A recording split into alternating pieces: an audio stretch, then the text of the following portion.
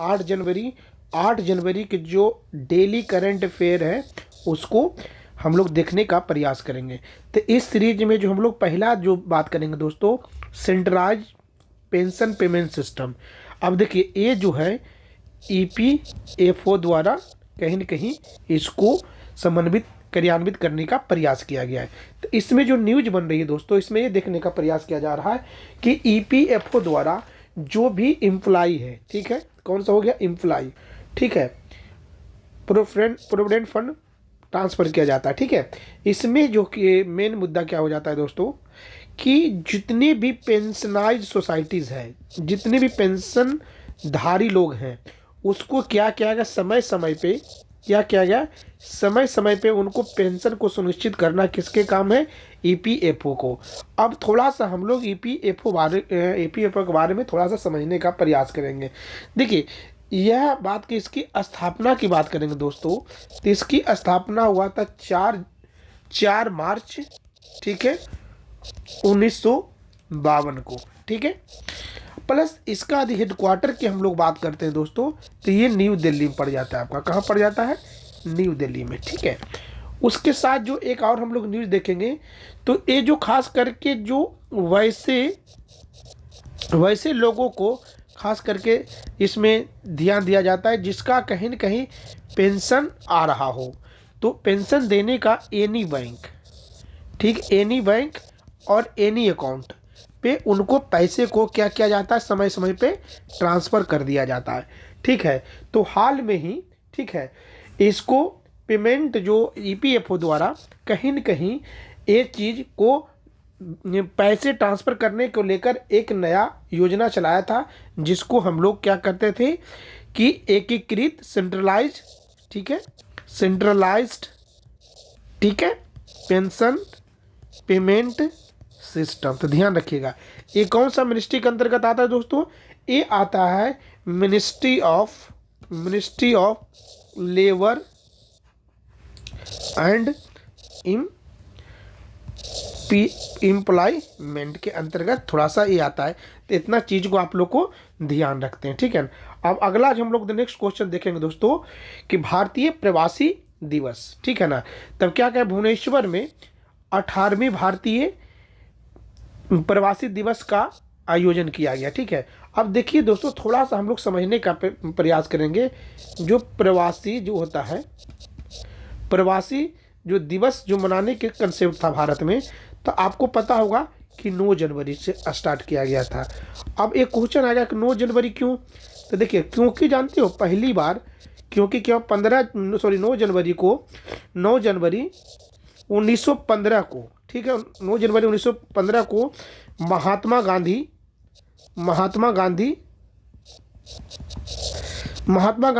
भारत आए थे, ठीक है। भारत कहाँ से आए थे, तो अफ्रीका से आए थे। इस उपलक्ष्य में कहीं न कहीं प्रत्येक वर्ष हम लोग 9 जनवरी को भारतीय प्रवासी दिवस मनाया जाता है। तो ये थोड़ा सा कंसेप्ट रहा था। अब इसमें थोड़ा सा हम लोग समझने जानने का प्रयास करेंगे, जो अभी में हाल में ही 2025 में क्या किया गया, 8 से लेकर 10 जनवरी के बीच, 8 से 10 जनवरी 2025 के बीच, ठीक है, इसने क्या किया है दोस्तों कि भारतीय प्रवासी दिवस मनाने की बात की गई। अब कहाँ मनाने की बात की गई, तो उड़ीसा के भुवनेश्वर में क्या है, उड़ीसा के भुवनेश्वर। यहाँ एक फैक्ट और बता दो, पहली बार भी जो भारतीय प्रवासी दिवस मनाया गया था तो उड़ीसा ही मनाया गया था। तो भी एक फैक्ट आपका बन जाता है। दूसरा फैक्ट आप लोग देख लेंगे, क्योंकि इसका जो मुख्य अतिथि की बात करेंगे दोस्तों, मुख्य अतिथि की बात करेंगे तो मुख्य अतिथि कौन हो जाएंगे, त्रिनिदाद, ठीक है, त्रिनिदाद आई तथा टोबैको का, ठीक है, टोबैको के जो होंगे, टोबैको के प्रेसिडेंट, क्या नाम इनका है, क्रिस्टीन कार्ला कंगालू, जो एक क्या है चीफ गेस्ट रहेंगे, ठीक है, चीफ गेस्ट रहेंगे। प्लस इन्हीं के द्वारा 9 जनवरी को वर्चुअली क्या है, वर्चुअली रूप से ये क्या करेंगे, संबोधित करेंगे। यहाँ तक क्लियर है, ये हो गया। तो ये आपको कुछ पॉइंट है तो ध्यान रखिएगा। तो उड़ीसा के भुवनेश्वर में अभी इसका प्रवासी दिवस मनाया जा रहा है। ठीक है, उसके बाद अगला न्यूज हम लोग देखने का प्रयास करते हैं। तो अगला न्यूज हो जाता है दोस्तों कि एक जल्लीकट्टू आ जाता है। ठीक है ना, तो तमिलनाडु में जल्लीकट्टू का प्रारंभ हुआ था। क्या कब? 2025 में। तो देखिए जल्लीकट्टू का आरंभ हुआ था 4 जनवरी, ध्यान रखिएगा 4 जनवरी 2025 को, ध्यान रखिएगा। कहाँ? तो तमिलनाडु में, तमिलनाडु में दोस्तों। ऐसा यह एक क्या है? प्राचीन परंपरा है। क्या है? प्राचीन परंपरा है, ध्यान रखिएगा। अब प्राचीन परंपरा का मतलब क्या हुआ कि ये जो कहीं न कहीं ये बहुत प्राचीन काल से चला आ रहा एक ऐसी परंपरा है जिसमें, ठीक है ना, जिसमें क्या किया जाता है कि जो प्रतिभागी होते हैं, प्रतिभागी, ठीक है, वो जो बैल होता है उनकी कुबड़ को पकड़कर, क्या करके? कुबड़ को पकड़कर क्या करता है? पकड़कर, मतलब क्या क्या पकड़कर क्या कर जाता है? उसको काबू में करने का प्रयास किया जाता है, काबू में करने का प्रयास किया जाता है। ठीक है, और जो इस प्रकार का प्रयास में सफल होते हैं उनको क्या किया जाता है? प्राइज, एक निश्चित प्राइज के रूप में दिया जाता है। ये देखिए जल्लीकट्टू का आपको पिक्चर देखने को मिल रहा होगा। अब यहाँ देखने वाली बात यह है दोस्तों कि इसमें लगभग जल्लीकट्टू जो होता है, पहले एक चीज़ देख लीजिए, पोंगल उत्सव का इसी समय से शुरुआत माना जाता है। ठीक है, प्लस जल्लीकट्टू जो होता है इसी सीजन का प्रतीक रूप में माना जाता है। ठीक है, इसमें ध्यान रखिएगा लगभग 600 बैल, ठीक है, 600 बैल प्लस 350 जो क्या होता है प्रतिभागी इसमें प्रतिदिन भाग लेते हैं। इसमें सीएम, वहाँ का जो लोकल डीएम या और जो भी मुख्य अतिथि के रूप में कहीं न कहीं इस त्यौहार को उन्हीं के देख रेख में इनको प्रारंभ किया जाता है। ठीक है, अगला क्यों न्यूज़ देख लेते हैं। देखिए लियोनेल मेसी अमेरिकी प्रेसिडेंटी ऑफ मेडल पाने वाले पहले फुटबॉलर बन गए। अब देखिए लियोनेल मेसी के थोड़ा सा बारे में हम लोग जानते हैं। ये अर्जेंटीना के क्या है? ये फुटबॉल के क्या है? प्लेयर है, ध्यान रखिएगा, फुटबॉल के प्लेयर है, प्लस भी कप्तान भी है। ठीक है ना, कप्तान है। इनको क्या किया गया था? यूएसए के व्हाइट हाउस में, ध्यान रखिएगा, व्हाइट हाउस में क्या किया गया था? इनको क्या दिया गया था? इनको गया US presidential medal of freedom का इनको क्या किया गया था? अवार्ड दिया गया था। ठीक है, और ध्यान रखिएगा ये पहला फर्स्ट जो क्या है फुटबॉलर है जिनको ये मेडल मिला है, तो ये ध्यान रखिएगा। ठीक है, अब देखिए थोड़ा सा हम जो अर्जेंटीना की बात करेंगे दोस्तों। अर्जेंटीना की थोड़ा सा हम लोग बात करने से पहले एक दो चीज़ आप लोग को ध्यान में रखना पड़ेगा, क्योंकि अर्जेंटीना कहीं न कहीं ये क्या है? अर्जेंटीना कहीं न कहीं ये कहीं न कहीं साउथ जो किसका? साउथ अमेरिका का, किसका? साउथ अमेरिका का एक देश है। ठीक है, अब इसकी कैपिटल की बात करेंगे दोस्तों, तो इसकी कैपिटल हो जाती है कहाँ?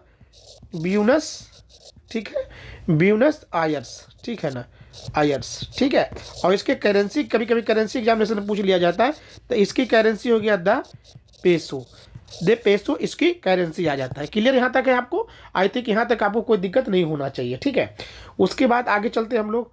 अब इसे देखिए, हाल में ही दिल्ली के बर्फ बोर्ड का सीईओ किसे नियुक्त किया गया? तो ये ध्यान रखिएगा, तो इनको किनको नियुक्त किया गया है?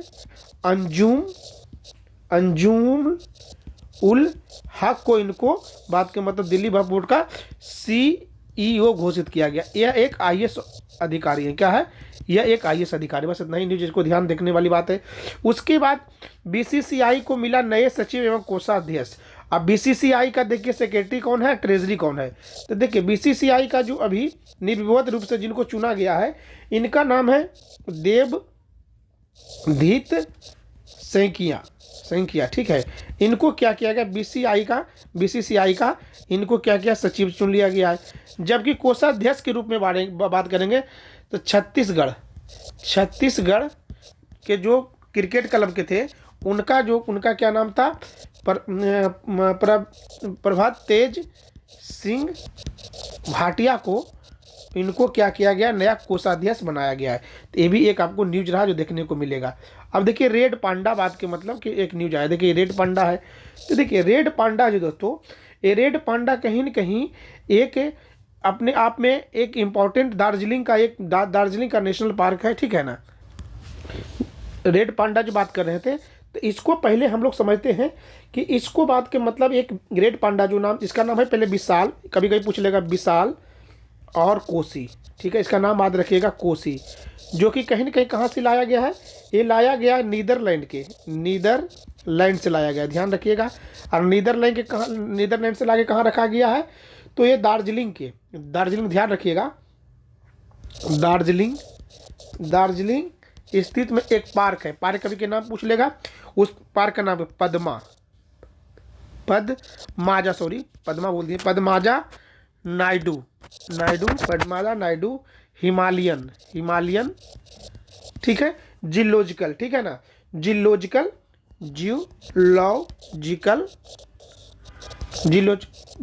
पार्क में इसको रखा गया, ठीक है। अब देखिए जो पद्मा, ठीक है ना, पद्मा जो नायडू, जो इसका बात की जाए तो लगभग जो 958 ईस्वी में इसकी स्थापना किया गया था। खास करके रेड पांडा को कहीं न कहीं संरक्षित प्रजनन कराने के लिए, ताकि इनका जनसंख्या बढ़ सके। इस तरह से बात के मतलब आपको न्यूज थोड़ा सा देखना है, ठीक है। इसमें एक न्यूज और आपको दोस्तों रह गया था, उसको मैं थोड़ा सा बता दूं, ऊपर में रह गया था, इसको हम ध्यान नहीं दिए थे। अब जैसे खो विश्व कप, ये कभी कभी एग्जामिनेशन में पूछ लिया जाता है, तो खो विश्व कप का जो पहली बार आयोजन कहाँ करेगा, भारत करेगा, ध्यान रखिए, कहाँ करेगा, ये भारत करेगा। ये बहुत बड़ा बात का मतलब अपने आप में भारत के लिए एक बहुत बड़ी ये शान की बात हो जाती है, ठीक है। तो इसको ध्यान रखिएगा कि पहली बार जो एक भारत में कहाँ किया गया, नई दिल्ली कहाँ, इंदिरा गांधी इंडोर स्टेडियम में, ठीक है, इंडोर स्टेडियम में कहीं न कहीं इसका अनावरण किया जाएगा। तो ये बहुत इंपॉर्टेंट न्यूज बन जाता है भारत के लिए, जो लगभग कितना 13 जनवरी से, इसी साल 13 जनवरी से लेके 19 जनवरी तक, ठीक है, 2025 तक इसका क्या किया जाएगा, आयोजन किया जाएगा। तो ये अपने आप में कहीं न कहीं इंपॉर्टेंट न्यूज बन जाता है। इस तरह के वीडियो देखने के लिए दोस्तों चैनल को लाइक करें, ठीक है, शेयर करें और सब्सक्राइब करें, ठीक है। थैंक यू दोस्तों, यहाँ तक वीडियो देखने के लिए।